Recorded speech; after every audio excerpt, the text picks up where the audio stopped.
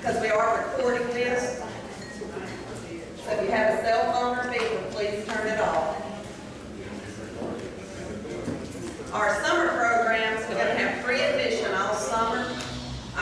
So if you have grandkids or kids coming in, y'all please come to the museum. We're going to call it History Pioneers, and everybody that comes in will get a free history coloring book type thing, and the kids will get some free colors to go along with it, and hopefully they'll learn a little bit of history, even though they don't realize that's what they're doing. But it's a color book that we put together, like I said, it'll be free admission all summer long for that, so I hope all of you will come out. We'll also have some other free programs that we'll advertise, and so if you're on our mailing list, you'll get that information. If you're not, and fill that card tonight, you'll start getting some of our information. We're also on Facebook, so if you're on Facebook, you can join our groups, and you can find out a lot that way too. Let's see. September, we have a special event coming up. We're not exactly sure where that's going to be located, but we will have the Honorable Harvard Drew playing a little bit for us that night, and we're been promised some really great food and some really great entertainment. So you'll hear more about that as the plans get finalized. Let's see. We are working on the mail out. If you're on our mail out, you're going to get a card in the mail within the next month. If you could please fill that card out for me, it would be very helpful, and just send it back. So when you get that in the mail, please take the time to fill that out. I'm going down the list. I do have our last event DVD for sale up here on the table. And that was the Civil War with John A. Gann, and we have that one. We'll also have a few of John's books. The museum will be open tonight for about 30 minutes after this event, so if you've never been to the museum, take time and just walk around the corner and see what we have to offer. Y'all will be really surprised at the way the museum looks. And also we'll be drawing for a door prize, but don't run out the door before we draw for the door prize tonight. And this is our book that we'll be giving away to the children when they come in. And you'll be seeing a lot of these cards and things around that this talks about our summer program. So y'all be sure to take advantage of that. And now with that, Anders. Thanks,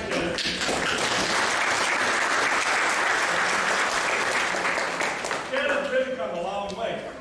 That's about a third as long as what you started with. And you did a good job.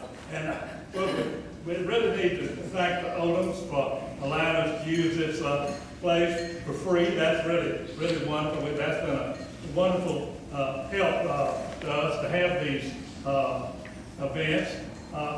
One of the things that Schelley talked about was our summer event, trying to get a lot of young people to come down here. But really, I want you people to bring somebody else down to the museum. Some of you haven't been, and hope you'll go tonight or go some other time. We would really like to increase our attendance. We have a wonderful museum there already. We're moving along, and we're going to be even more wonderful than it is now. But there's plenty to see now, and I know from talking to people in Minden, so many people have not been there, and thousands of people in Minden have not been there, believe it or not. And so, please, it's important for us to have them come down, and I think you'll be doing those folks a favor.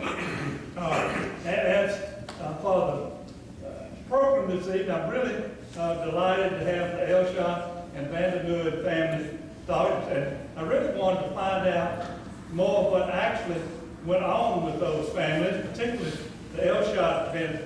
I've been telling people the Elshout story for 50 years, but I just ought to make up part of it there. and tonight, I think we'll have the opportunity to find out the true story there. So I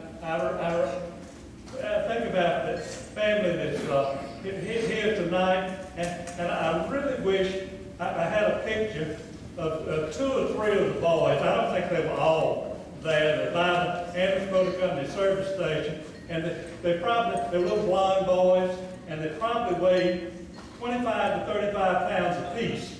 Well, they're still blonde boys. It's with pleasure I introduce our introducer, Coral Robinson. She's a great museum supporter and a Minden institution.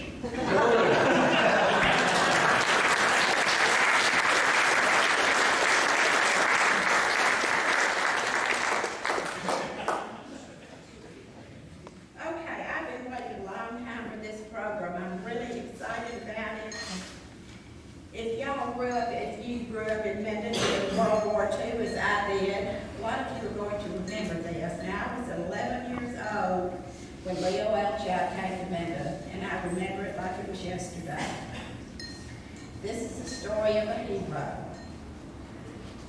All of us who grew up then knew lots and lots of stories about heroes because we saw movies and we read books. But how many of us actually know any real heroes? Maybe some of us do.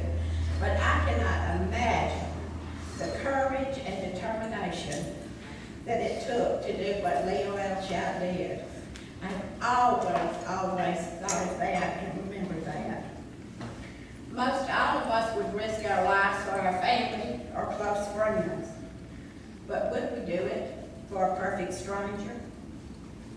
Now, after I introduce the two speakers, I want you to sit back and listen to the story of someone who did just that. And don't forget everything you're getting ready to hear. It's going to make you very proud to know why this family lives in Minden. And it's going to make you very honored to know them. Now, Leo Elshout may have repaired your car. You may have encountered him at the pro shop at the Pine Hills Country Club, or you may have been fortunate enough to have been invited to one of his infamous New Year's parties.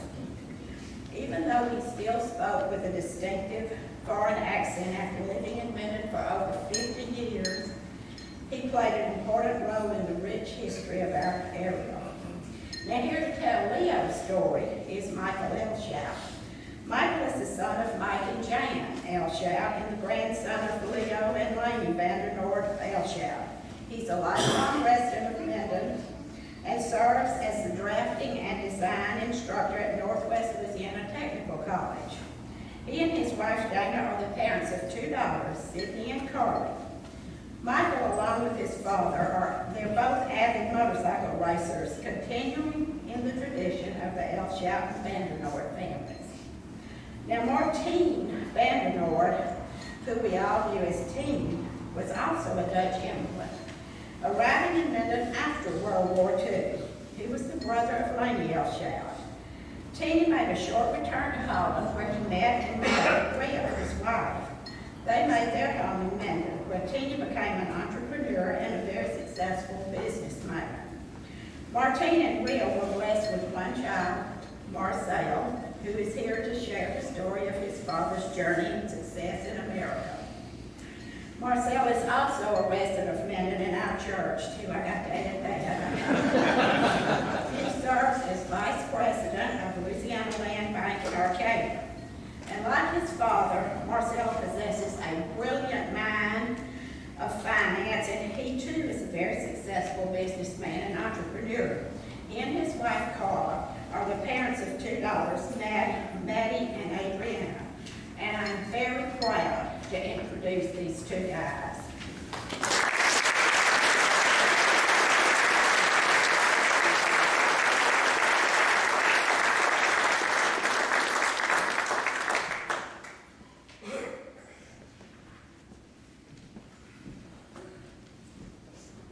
Thank you, Ms. Carly. All right. I once knew a brave man. This brave man left his homeland in Europe to start a new life and family in America. With only $25 in his pocket and in his new foreign country, he was able to accomplish a successful career and have a long, fulfilling life. That was a brave man. I once knew a great family man. This man was happily married for over for 51 years to a very special woman from Holland. They had 5 wonderful children, 9 spoiled, rotten grandchildren. And they gathered at their home as often as possible to enjoy the company of their loved ones. That was a great family man. I once knew a man with a great sense of humor. This man could make everyone around him laugh, and sometimes without trying. When you were in his presence, he would ensure you have a good time and laugh. That was a man with a great sense of humor. I once knew a hero. During World War II, this courageous hero saved the lives of 47 Allied soldiers. He kept them safe with the Germans for 50 days. He risked his life to save 47 other lives. That was a true hero. I once knew a very modest man. This modest man performed many courageous acts and accomplished many wonderful goals in life. But to ask this modest man about those things, he would make it sound as if it was as ordinary as any other day. That was a modest man. Now, you may say that I'm very fortunate to know these 5 great men, and I would agree that I am very fortunate. But these were not 5 great men. There were one outstanding man. A man I am proud to call my grandfather, my old pa, Mr. Leo Elshout. Now, Leo was born May 4th, 1915 in Drunen, Holland. He was the youngest of 6 children. There were 4 boys and 2 girls. His father owned a bakery and a livery stable that had horses and carriages. He went to school in Den Bosch and had to travel there by train. Besides regular school courses, they also had to know French, German, and English. Since Holland was so small, if you traveled 100 miles south, the people spoke French. If you traveled 100 miles east, they spoke German. And if you crossed the North Sea, they spoke English. By the time he finished school, his father had done away with the bakery, or with the coach house, and started an automotive repair shop, where Leo became a mechanic. His father had given the bakery to his 2 older brothers. Leo was also a very good athlete. He played soccer and ran track, and was even invited to try out in the 1936 Olympics in Berlin, and received a position as an alternate for Team Holland in high jumping. Leo also competed in a 24-hour motorcycle road race, in which he and his partner placed 3rd overall, but was the winners among the civilian teams, only bettered by 2 military teams. Now, if we'll fast forward to 1939, after Leo served a few years as an auto mechanic, Hitler had started World War II, and the Dutch government called a mobilization in which Leo volunteered. In 1940, Hitler invaded Norway, Denmark, Holland, Belgium, and France, and in that order. The Germans had bombed Rotterdam and killed thousands of civilians and threatened to do the same to all the big cities. The Dutch decided to surrender and was then taken prisoner, only to be released a few days later. The next 3 years were pretty uneventful. No work and only farmers were kept busy. The Germans were now running the government, and they pretty much laid down the law. They told them what could be done and what couldn't be done. Leo tried making money in the black market since everything was rationed. The food, the clothing, the fuel, and so on. And in September of '44, Leo made a decision that would forever change his life and several others. The mission was known as Operation Market Garden, code name of an operation plan by the Allied forces to take control of 3 strategic bridges in Holland. This would allow the entrance of Allied troops, weapons, tanks, supplies necessary for the invasion of Germany. The Allied forces of Britain, the United States, and Poland sent in gliders and paratroopers to the countryside of Holland, which was heavily occupied by German forces. Now, Operation Market Garden was a subject of many books, movies, and even video games. The most popular of these being A Bridge Too Far and the HBO series Band of Brothers. On that bleak September day, Leo was strolling through his city of dream and spotted a glider landing south in an open field behind some trees. He decided to check on it. There was an audience of at least 50 people gathered around watching, staring at these 4 British airborne soldiers. Of course, Leo being Leo, he told them in his school English tone, "Don't just stand there. The Germans will be here any minute and will take you prisoner.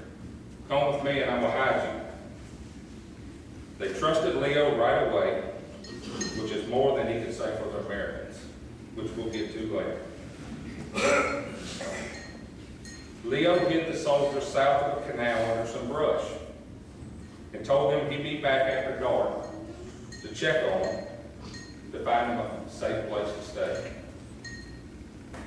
Leo asked his sister's husband, Joe, to take the 4 British soldiers into his house since he had plenty of room, and he agreed. One of the British soldiers' name was Harold Leakey, and he told Leo to be on the lookout the next day, for there should be more gliders in the area. He even wrote a note saying that Leo was to be trusted in case they do arrive. And sure enough, the next day there was another glider. This time they were carrying 15 Americans of the 101st Airborne Division. They dropped in the same field, and Leo was there with the note.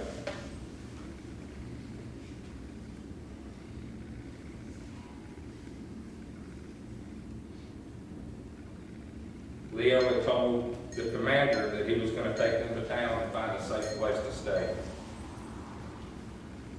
This time, Leo had brought his cousin David with him, just for the help. And the commander insisted that Leo stay and David go find help. Leo told David to try the monastery in town and see if the brothers had room for them. As David arrived back at dark and told him everything was arranged. The commander's name was Russell Ball. He told Leo, or put Leo at gunpoint and told him to lead the way.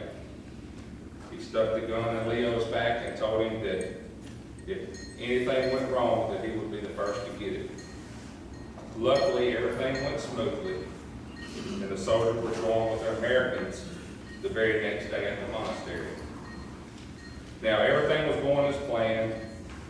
Leo visited them at night and brought them food. One of the nights, several days later, they were gone. The headmaster at the monastery informed Leo that an underground resistance group had taken the soldiers but didn't know where. Leo was relieved because of the risk involved, since there were Germans all over town. A few days later, Leo got word that 19 Allied soldiers wanted to see him about something. Now, the underground group had taken them back to the woods, along with 8 civilian underground workers. Harold, Russell, and Minden native Tinsley Connell took Leo aside and asked him to take over. They told him that the underground group didn't trust what those guys were doing, and they feared for their lives. Now, Leo and David agreed as long as the civilian group leaders left before any plans were made. They moved the Allies back to the monastery temporarily. Now, a few days later, Ad Veltman, an old school friend of Leo's, told him that the same underground group in the town of Capel had 28 British airborne soldiers they wanted him to take in also. Ad informed Leo that his family had a barn right behind their house that they could use, since the monastery couldn't handle that amount of people. Leo convinced himself, since he was in it this deep, what's another group going to do to him? When he took the first 4 allies, it never dawned on him he was putting himself in danger, but also the whole town. The Germans were losing the war, and they were getting pretty irritated. The estate of Ad's family that they were going to protect the allies were located on a busy highway in a small town of Elshout, about a mile north of Drummond. Now the next night, the 28 British soldiers arrived in an old truck. Now, but as quick as they arrived, they had to be moved again. The German front was drawing near with a lot of war equipment, tanks, artillery, and so on. Ad had made arrangements with the director of a mental asylum to take in the soldiers, since the asylum was quite large and could hold 100 or so people. They had a large vacant room on the second floor right above the kitchen. So the next night, Leo and David brought all of the allies together, the 4 British soldiers, the 15 Americans, and the new group of 28 equaling 47 allied soldiers. Everything was fine and dandy for a couple of weeks. Leo visited them from time to time and brought food along with other things. Then trouble started. The Germans demanded use of the asylum kitchen right below the room of the allies. Something had to be done because the Germans were getting close. They blocked off the upper floor with signs that the patients upstairs was carrying diseases, just to protect the allies. The Germans stayed away, but with the fear of catching something, but it couldn't be safe long. Leo had decided one night to borrow a German SS uniform. Maybe that he could help aid the allies out of the asylum. So one night he put on the uniform and brought the German guards some schnapps to kind of help put them to sleep. His plan, the guards drank enough and passed out. Leo was able to sneak the 47 allied soldiers into a safe barn deep into the woods. The allies spent a good 2 weeks hiding in the barn till Leo sent word for them to be moved to a town called Boxtel. It was about 15 miles east of Drummond, and it was liberated. So Leo and David chose a cold, rainy night to move the 47 allied soldiers. They had to cross a war zone but had help from a friendly guard who knew the territory. The adventure Lee had been on had lasted 50 days. A couple of weeks later, Drummond and close areas were liberated, but the northern parts of Holland were still at war. It took another 4 months before it was all liberated. And it was all said and done, the Allied forces had demolished everything in Drummond. All the businesses were flattened. No work, no jobs were available. So Leo decided to volunteer for the Army once again. This time he was assigned as a driver to a Dutch colonel for 9 months, which was recruiting in all the large cities that were already liberated. When he returned home, there was still no work, so he began making money in the black market again.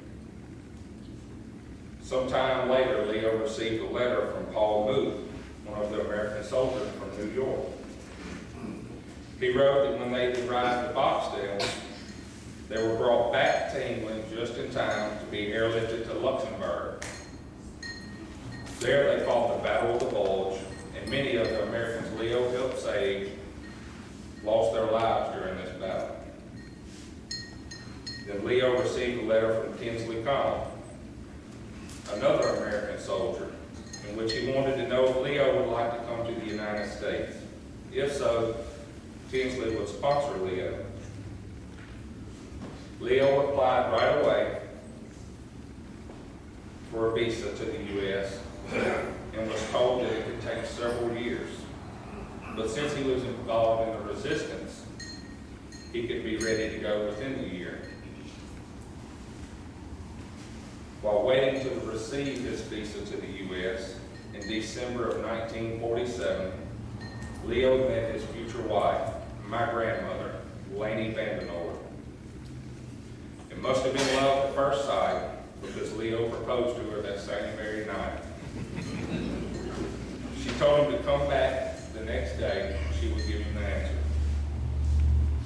So, the next day, he picked her up for a picture show in Den Bosch, and later she accepted his proposal. They were married April 7, 1948, and 2 weeks later, Leo set sail for the U.S. aboard the New Amsterdam with only $25 in his pocket. Laney had to wait till the following year to join Leo in the U.S. Leo arrived in New York 7 days later and spent a few days with Dr. Zale, which he met when Drew was liberated.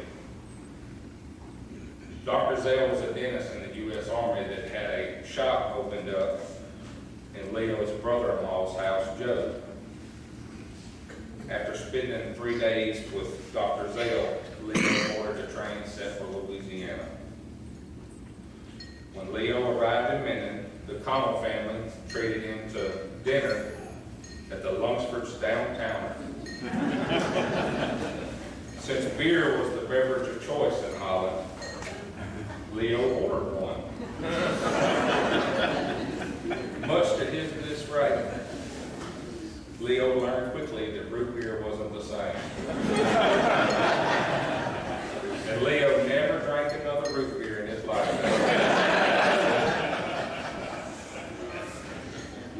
Leo had stayed with the Connell family in Minden, and after 5 days, Tinsley found Leo a job as a mechanic at Parker Buick. Now, a month later, Leo received a good job offer to work for Andrus Motor Company. Now, during this time, Laney wrote Leo that she was expecting their first child. Tinsley went to work calling representatives and senators to get Laney a visa to the U.S. right away, so the child would be born on American soil. The immigration agreed to it, and Laney arrived in New York to catch the train to Louisiana at the beginning of October of 1948. When Laney arrived, Tinsley had made arrangements with a bachelor friend of his, Louis Scruggs, to move in with him, as long as Laney was to take care of the house and the cooking. After some time, the British Council in New Orleans wrote Leo and wanted to meet him at Barksdale to present him with the King's Medal of Courage for helping the Allied soldiers. Leo had already received a certificate from Eisenhower and signed by Truman for his work in the resistance. Now, while working as a mechanic at Andrus Motors, they made him service manager in '54.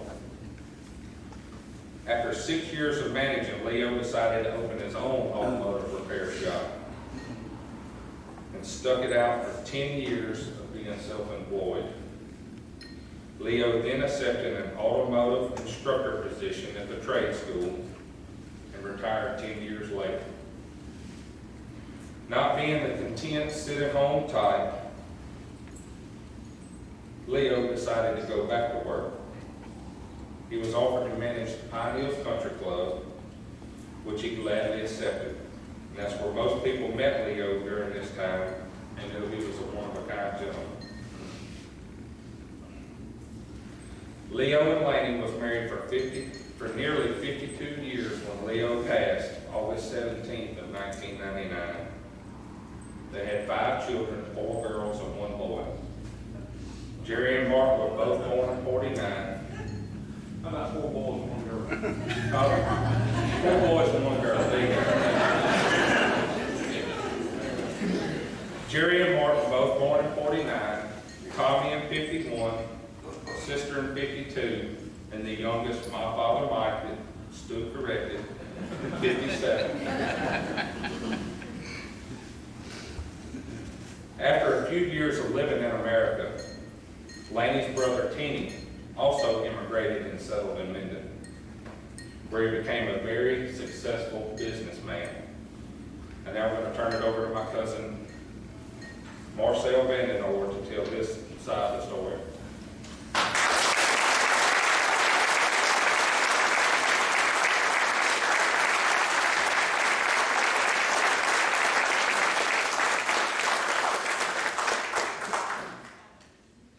Thank you, Michael. Thank you, Ms. Corwood, wherever you went. There you are. Appreciate your introduction. There's a lot of you in this room that may know some of these stories better than I do. You lived some of that era, and I came along a lot later, so feel free to correct me if I get something messed up. But I'd like to start with just a little bit of a background about Holland, and I may go back to some of the same things that Michael's going through. A lot of people may not know anything about the size of the country and such as that, but it's basically 16,000 square miles, which is a quarter the size of Louisiana. It's bordered to the north and the west by the North Sea, and to the east by Germany, and the south by Belgium. The population at wartime was about 10 million people. 16 million today, which is about 4 times that of the state of Louisiana. There were more deaths wartime, military and civilians, due to combat and starvation as a percentage of the population than any other country during that time. A lot of this was due, in fact, to the fact that the Dutch didn't have anywhere to go. Germans occupied the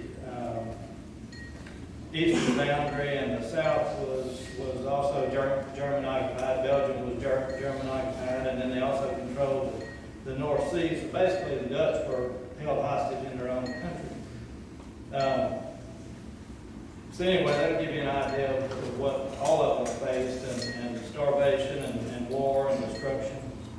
My parents were Martin VandenOord from Newquay, Holland. He was the 4th of 5 children. And Maria VandenOord from Eindhoven, Holland, and she was the youngest of 4 children.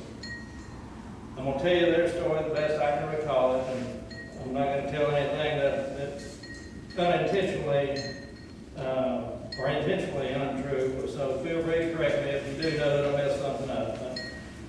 I know the war was extremely tough on the country of Holland, and the Germans invaded Holland on May the 10th of 1940.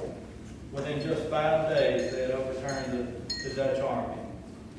That was May the 15th of 1940, and therefore they began 5 years of rule. They set up their own government, and basically just took the country over, and much fear, curfews throughout the country.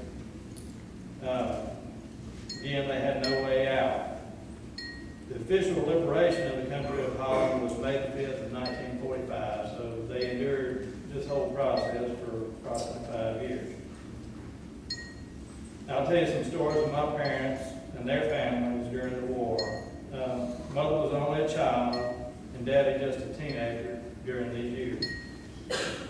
My father's family owned a bicycle repair and sales shop, which I believe was taken over by the Germans and occupied during the war. Curfews were strongly enforced by the Germans, and anyone caught harboring the enemy would be subject to death. My mother was forced to evacuate her home in Eindhoven in 1944 and moved to live with another family in the town of Sarner. A mortar shell had completely destroyed one side of her home. My mother once told me a story of my grandmother fixing a bowl of soup. She set it on the floor in order to set the table. And I'm not sure if it was just our family or whether neighbors. At one time she had moved. When she had moved, she was living with a whole other family. So it's possible that there was more than just her family there. But anyway, she had set the soup on the floor to set the table. And their dog came by and peed in the soup. Well, she still set the soup back on the table and served it. She was the only one that had seen this happen. Didn't tell anybody until after they ate it. But that's just to tell you how short the food was. I told with my cousin over there, who's about 20 years older than I am. This is my mother's sister's son. And he told me that his mother, my aunt, during the hunger winter of 44, 45, which was there at the end of the war, and food was so short, had ridden a bicycle, didn't have any tires on it, just rims, for 80 miles one way from Amsterdam to Eindhoven just to get food, and she did this more than once. So it was a difficult time that they all went through. He also told me of that same aunt and her husband that harbored a German Jewish woman for 3 years in their home, which was right across from the German Secret Service.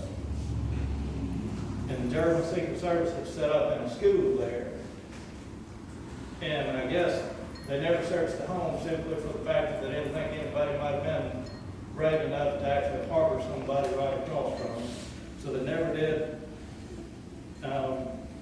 find the lady, and she lived to see another day. And of course that put them, her, everybody at risk as well.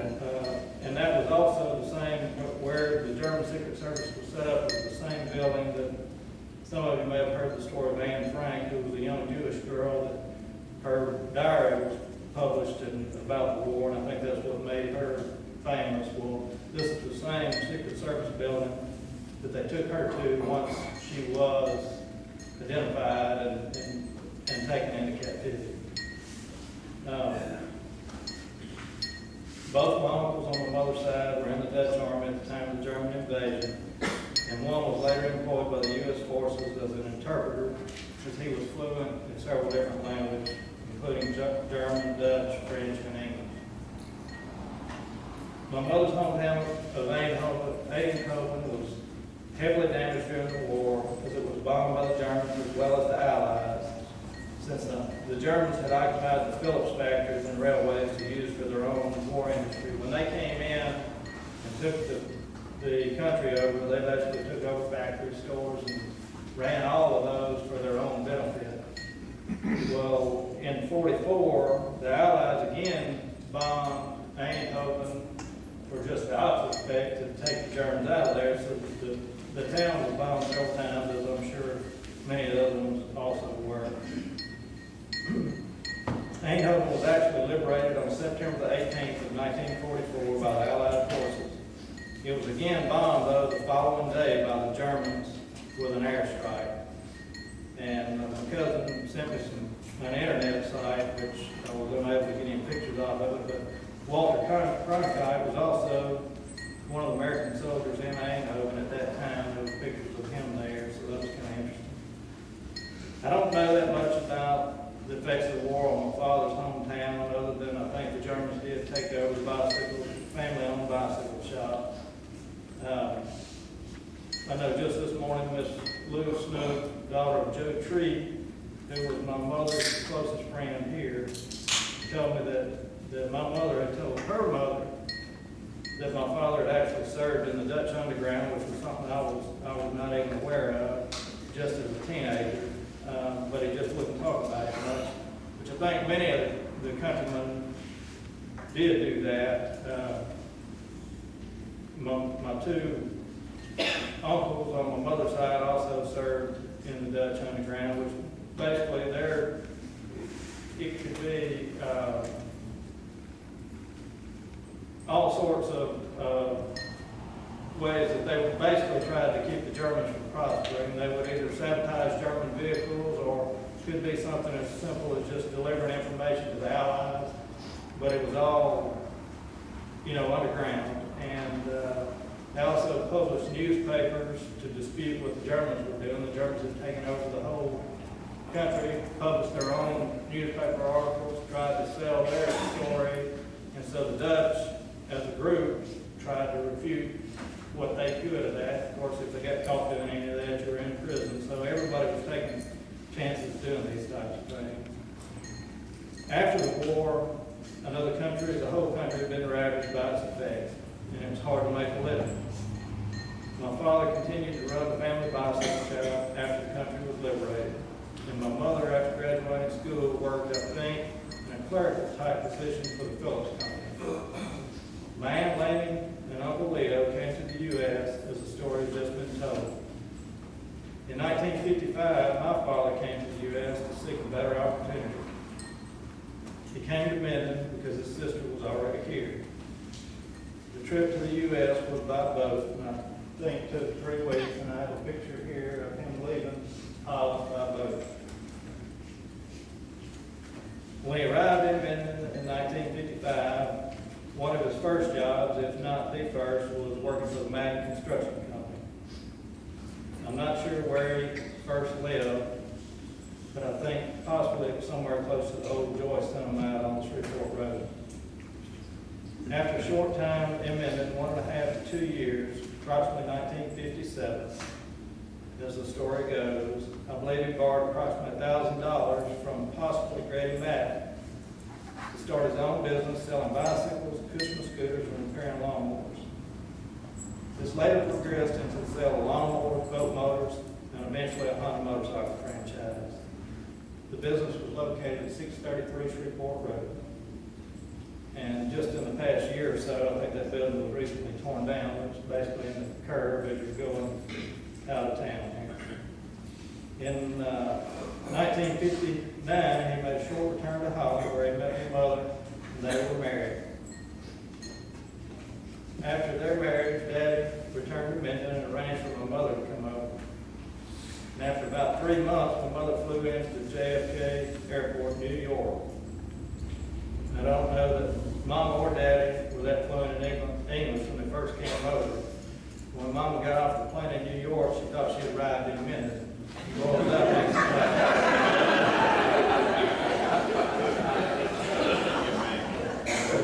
Daddy had arranged for someone to meet her and help her once she got off the plane, at which time they informed her she was not in Minden and offered her something to eat, a hot dog. Mother, not being fluent in English, thought they were offering a real dog. After further explanation, she was introduced to her first American hot dog. And I'm not completely sure then if she came by plane or train on to Minden. After her arrival in Minden, they set up their new house at 102 Magnolia Street, which is just off the Shreveport Road, down kind of behind Neil's Barbecue. And Daddy continued to run what became known as Martin Cycle and Lawnmower Center.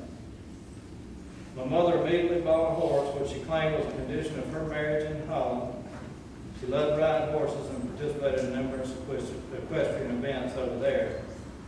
And her horse's name was Bill. She may have had more than one, but I know one was named Bill. I've got pictures of it tied up behind the house there on Magnolia Street. And also I've got a picture over here in the 1959 parade in which she's riding that horse. She was part of the Minden Riding Club. I'm not sure where the name Bill came from, but today I still have a pet donkey that was Mama's. And she named it March after one of her best friends in Holland, so I just wonder who Bill may have been. After 4 years in the U.S., my mother returned to Holland for a visit which they referred to as a homecoming.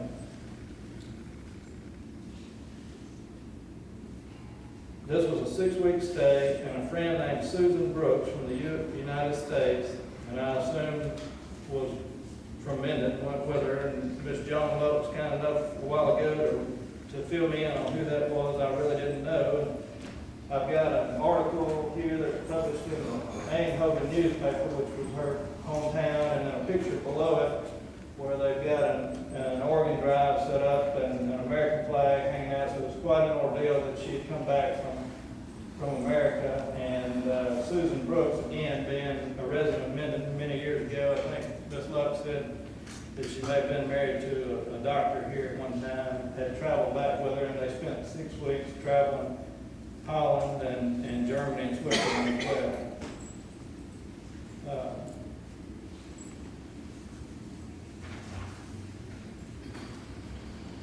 My mother's brother Jack also came to Minden and lived here for a short time. This would have been in the 60s, I believe.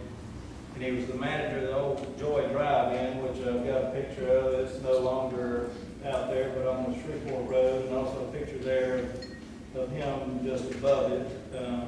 He later married a woman from Metairie and moved to South Louisiana and died while I was still a young child, somewhere around the year 1975. In 1968, I was born, which was quite a miracle in itself, as my mother had rheumatic fever as a child, and doctors considered the birth of a child to be an extreme health risk. She had lived her whole life with a damaged heart valve from the rheumatic fever. In 1972, my father and mother sold a Honda dealership and bought what was then the Mighty Inn on the Sibley Road.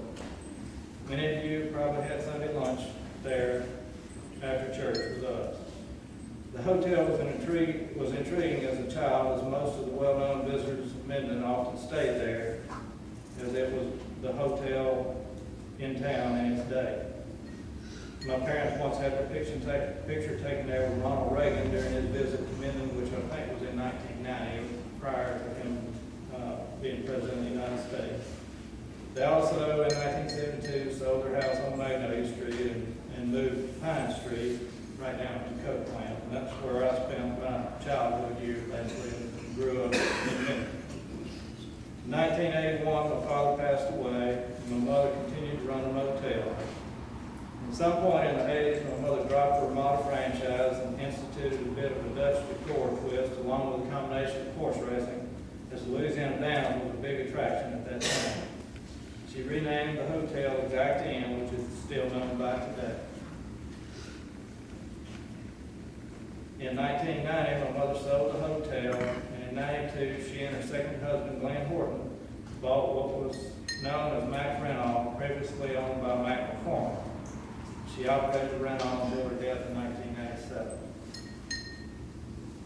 After her death, the equipment portion of the Rent-Off was liquidated, and today my wife and I still own and operate the Mac's Mini Storage out on Shreveport Road. My parents both came here with nothing in search of a better life. All of my mother's belongings were brought in a single trunk.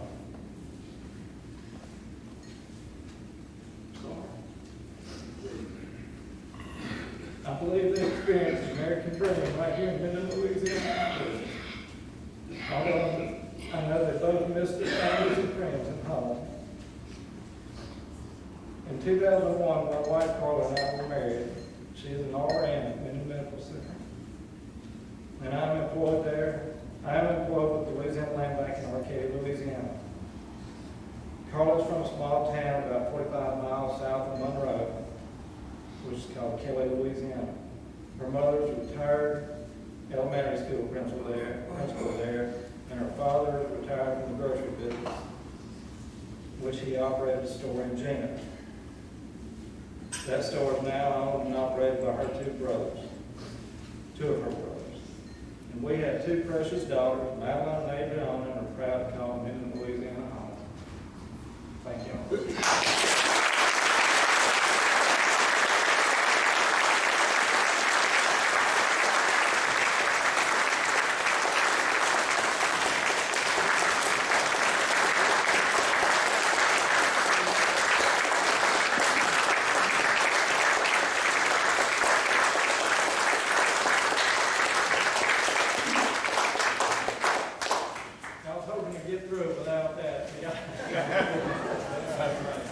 I've also been instructed to invite all the family up.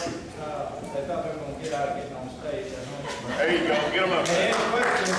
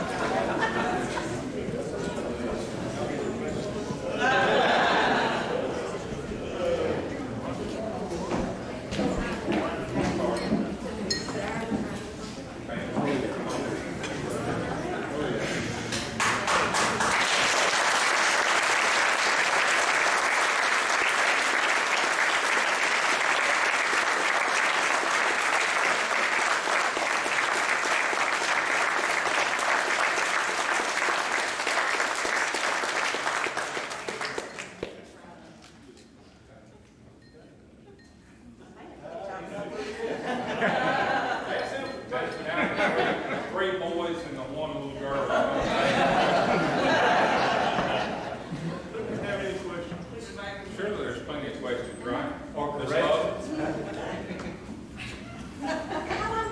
You all want to do Mark, we're doing? Here's your question.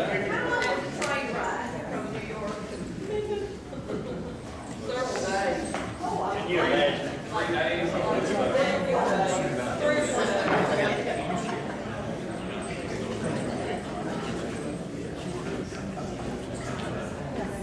I know the boat ride was 7 days from Holland to New York, and then I think it was another, was it 3 or 4 days from New York to.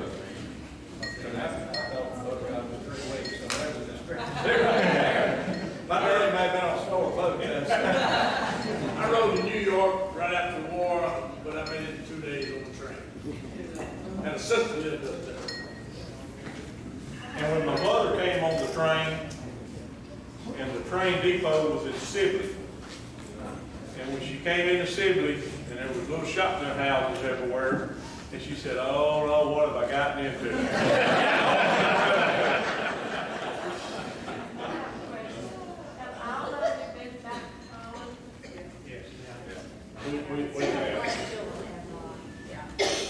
We all went back as a family in 1980. 16 hours.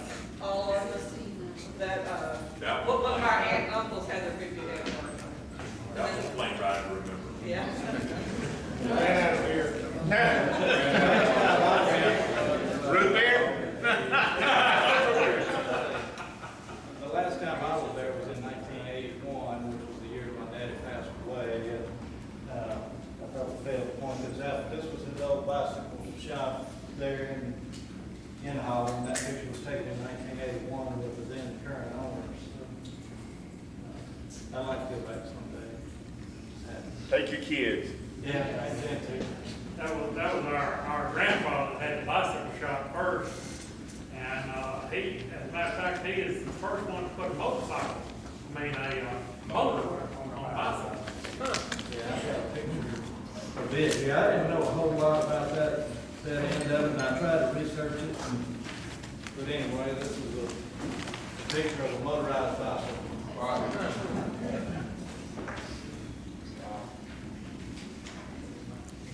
I'd like to introduce my daughter, Chrissy, who did a lot of research for me.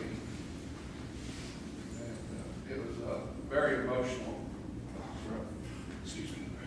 Anyway, my father was the one that put the gun in your grandfather's back. Russell Ball. So we've been doing a lot of research, and she's been in Hawaii, and she's uncovered a lot of stuff that I didn't know because he would never talk to me before he passed away. So we drove over here. She came in from Honolulu, and I drove in to Houston. We suspect. I'm trying to find y'all, something about y'all on the internet, you know, and I never could. Yeah. It's amazing enough. Yeah.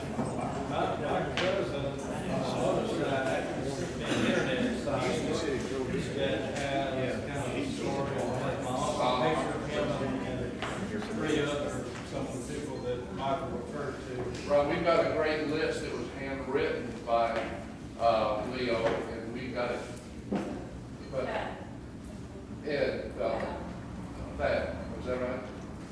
Anyway, we've got a copy here. And it was written in that time of login, and it was when you read it, you realized how much they were in danger, right? It's hard to really understand all that. Total strangers. So I hope this is in your museum because we want to make sure we have my father in memorial. We want to make sure that that's all in there. I'm not sure, there are some, the 101 airborne patches, I guess someone gave Leo during that time, we don't know who, but was in that display case.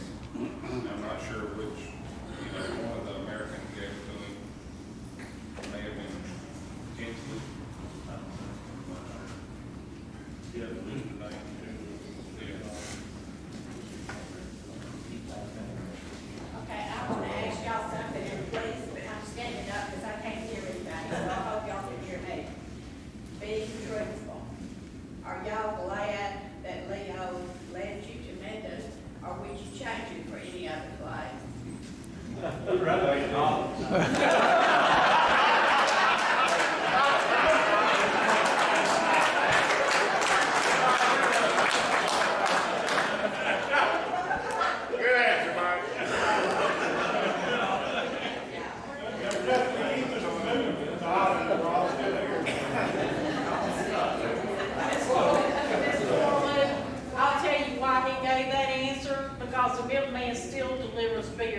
morning.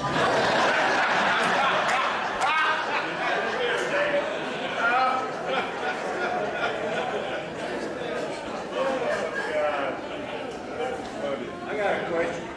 How did the gentleman find out about y'all's having this thing here today, or how did he? Yeah, he must have found out about it. Well, she's been doing some research. I've been trying to find your family for about 13 years now. Really? Yes, in fact, there was someone that I called. It was me, I think. On back. We had some pictures of Leo going to take a tree court to see my father after he came over here, and we've got some other things. But and of course we have the notes that were written on a daily basis over the diary. We got comments. But other than that, it's because she's been doing research on the way up, and I think finds more of it in the Dutch than it did German or anything else. So.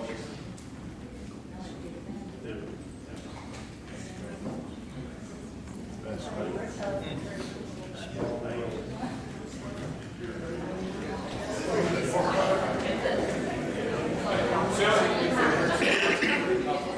know there's probably 1,000 stories about the individuals that we're talking about, but I'd just like to add two real quick ones. First of all, Leo and Tina were two of my favorite individuals growing up, and I was close to them from the time I could walk. Not Tina because of, but later on, so at any rate, mentioned Leo was out at the country club and managed it and did an awfully good job of it. And he enjoyed his tea in the evening. And he was forced to stay out there because some of the folks in Pine Hill wouldn't go home when they were supposed to. So one particular evening, we hear one side of a conversation, and it's something, and Leo replies at about 11:30, "What's the matter, you don't have a clock?"